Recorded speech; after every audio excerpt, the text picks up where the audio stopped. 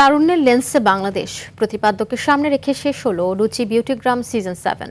সারা দেশ থেকে জমা পড়া 12,000-এরও বেশি ছবি, ভিডিও ও গল্প থেকে চূড়ান্তভাবে নির্বাচিত হওয়া 52টি ছবি, 18টি ভিডিও ও 25টি গল্প নিয়ে 3 দিনব্যাপী প্রদর্শনী আয়োজন করা হয়। রাজধানীর গ্যালারি চিত্রকে এই আয়োজনের সমাপনী অনুষ্ঠানে বিজয়ীদের হাতে পুরস্কার তুলে দেন স্কয়ার ফুড অ্যান্ড বেভারেজ লিমিটেডের সিইও মোহাম্মদ পারভেজ সাইফুল ইসলাম ও বিভিন্ন ক্যাটাগরির বিচারকবৃন্দ। অনুষ্ঠানে আরও উপস্থিত ছিলেন প্রতিষ্ঠানটির head of marketing Imtiaz Firoz এবং অন্যান্য ঊর্ধ্বতন কর্মকর্তারা।